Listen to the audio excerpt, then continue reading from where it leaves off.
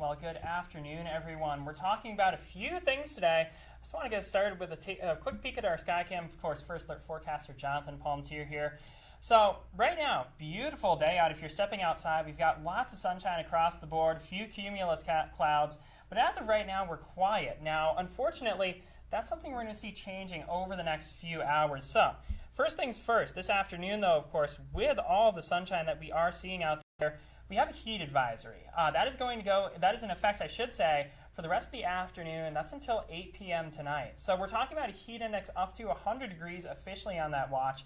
And in fact, something I want to point out here, the National Weather Service, in the latest update, they did mention that a few areas are seeing that heat index approaching 103, 104, where we have those sunny conditions, our high humidity values. And as we look at our temperatures right now, we're just going to switch things back over here. We can see in many areas, of course, as we take a look at, things are a little bit slow here today, but as you look at the Northern Valley, 89, almost 90 degrees in Grand Forks. We're talking about 86 in Fargo, 87 in Jamestown. So combine that, and of course, off to our west, even warmer. Combine that with our humidity values right now being so high, it's muggy, it's sticky out there. That's what's pushing that heat index so high up when you have those high humidity values, those high temperatures. And of course, that continued sunshine making things feel even warmer today. Now, of course, this heat and humidity, we're not just talking about it being an issue for our temperatures, we're also talking about some severe weather that we're watching out for. So let's start things off here with a look at our satellite and radar. And I want to point out a couple of things here.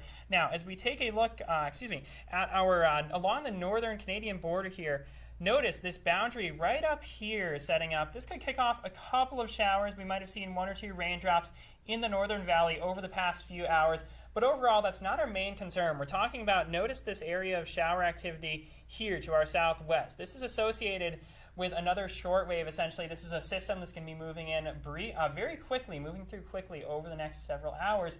But tonight, we're going to see that starting to kick things off with severe weather, some storms moving into the region. So let's talk about that severe storm threat. For overnight tonight, this is really a slight level 2 risk for most of the valley in that yellow-colored area. The rest of the region under a marginal risk. But most of our region, again, under that slight risk. That includes Jamestown, Hillsborough, Grand Forks, Fargo, a lot of these towns in the Red River Valley. And we can see we're going to see storms moving in very late tonight. So some areas, you might not see storms, in fact, for portions of the Red River Valley until 2 or 3 a.m. tomorrow morning. But other areas, near Jamestown, near Ellendale, we'll probably see those storms moving in around 12 to 1 a.m. So it's going to be a very late night threat into early tomorrow morning. So keep that in mind. The next few hours really are going to be quiet. We're expecting the early evening not to see much storm activity. Our primary threats we're talking about, we have an isolated tornado risk, of course, and I'll get to that in just a moment. I'll show a map of exactly what we're thinking for that. But we're also talking about a large hail and damaging wind risk. That's the primary threats that we're expecting to see with these storms. So let's take a look at that tornado threat map. So this is for, again, this evening into early tomorrow morning. That green shading, that's indicating where we have that low risk for tornadoes. And that pretty much encompasses a majority of the region. Again, a very low risk. We're not really expecting to see very many tornadoes, but 1 or 2 tornadoes could develop. So also you're going to want to stay weather aware this evening. Have ways, multiple ways really, to get alerts. Of course, VNL app, a great way to do that, but also have access to National Weather Service alerts. They're going to be the primary, they're going to be the ones putting those out this evening, of course. And let's continue on, not just tornado threat, let's take a look at that hail and wind threat. So for that hail threat, we're talking about an isolated risk across the entire region.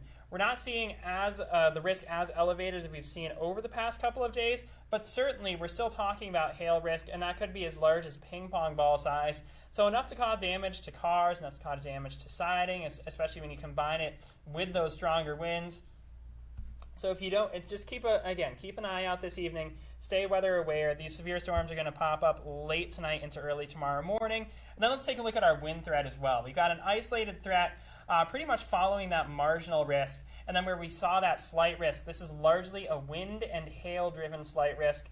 So we're seeing that elevated risk for those winds as high as 70 miles per hour. And I really think that winds are most likely going to be the most widespread of our threats as we go into this evening. So again, stay weather aware. Let's take a look at our futurecast and let's time that out. So starting things off tonight, again, we're quiet at the 7 o'clock hour, but once we go into the early morning hours, and I do apologize, that was supposed to pause there, but we'll see that line moving through in the early morning hours tomorrow. So again, 12 a.m. we saw that line pushing really, I'm just going to pull out a pointer here. We saw that line around 12 to 1 a.m. really pushing in from the southwest, and that's all going to push northeast as we go through the next several hours.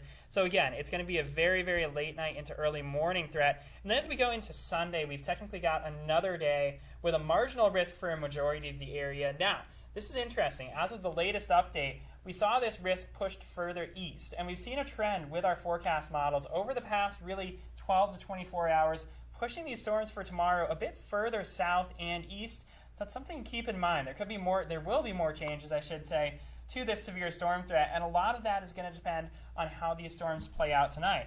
So whenever we get these storms overnight, they set up essentially areas where we're more likely to see storms the next day due to just residing atmospheric conditions and whatnot. And depending on where those storms set up tonight, depending on how that threat plays out, depending on the timing, how much instability is left, a lot of factors go into this. So this is going to change a little bit once we really see how these storms late tonight play out, and then that's going to set up our storms for the day tomorrow. As we take a look at that for your Sunday, again, through the noontime hour, not looking too bad. We're going to be quiet. And as we go into the evening, notice those storms. Again, that staying southeast, we've got that line. This model particularly aggressive on keeping those storms mostly out of our forecast region. I still think we have the possibility for severe weather as you go through the forecast region, but just something there to keep in mind. Again, you're going to want to keep an eye on this and check back in with us, of course. Tomorrow we'll have all the details as that unfolds. And then into Monday, we see quieter conditions. Monday's really going to be the last day. We see some shower activity, maybe a couple of very, very isolated afternoon storms. But overall, we are expecting Monday to be much quieter, and that's going to kick off a really quieter stretch for the week ahead. Now let's take a look at rainfall potential as well, of course, with this. And this is a trend we've been seeing fairly consistently as of late. Not everyone's going to see a lot of rain. In fact, if you look at the map, some areas might not see really much, if any, rainfall at all. And of course, don't take exactly the placement on this map verbatim, but it does give you a good idea of where we're thinking that heavier rain might set up. And we've seen pretty consistently southern areas, especially from Jamestown out to Fargo, highlighted. And really wherever those thunderstorms train, wherever they continue passing over the same area, that's going to be where we could see as much as 1, 2, maybe even localized areas seeing close to 3 inches of rain. So with that in mind, flash flooding is certainly another risk with these storms. You're going to want to stay weather aware tonight on that respect as well. If you see any flooded roads, please turn around. Don't ever try to drive through any flooded roadways. It's just not worth the risk. You never know how deep it is. The road could be washed out, etc. So again, stay weather aware. Now, as we go into tomorrow afternoon, we're going to see temperatures a little bit cooler, especially for some areas, but we're still warm out there. Not enough to, most likely not warm enough for another heat advisory, but notice those heat indices. We've got the temperatures on the left, heat index on the right, and those orange colors. Our temperatures are in the mid to upper 80s, potentially around 90 degrees. Fargo, getting up towards 90 in Sisseton.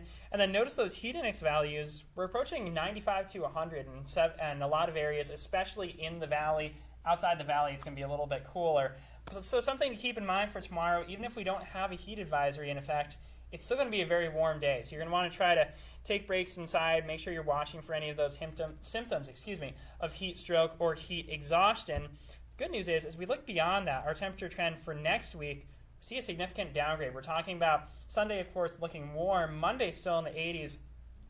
But then as we go into Tuesday, Wednesday, Thursday, that's when we see those temperatures really starting to nosedive. We're talking about the mid to upper 70s, which for this time of year is several degrees below average, So a nice change of pace, especially for those that are tired of the constant storms, the constant heat, the constant humidity. We've got a bit of relief coming out your way for at least the next work week, if not even next weekend, still looking, as of right now, a little bit quieter as well. So let's just finish things off here. We're just going to take a look at the next couple of days.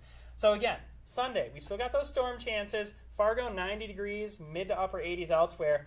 But then notice for Monday, we've got that switch up of temperatures. We're talking about only the upper 70s to really low 80s across the board for highs. So it's going to be a much more comfortable feel in general, and that's going to be, again, the trend as we go into next week.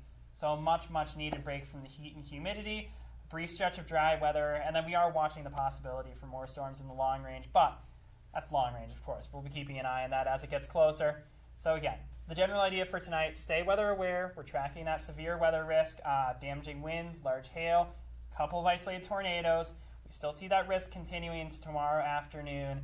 And then into your next work week, we see things calming down. So hopefully that clears things up a lot for you. Of course, I'll have more details with our broadcast at 6 and 9 o'clock tonight, and I'll have all the details on your long-range forecast there as well. So thanks for tuning in.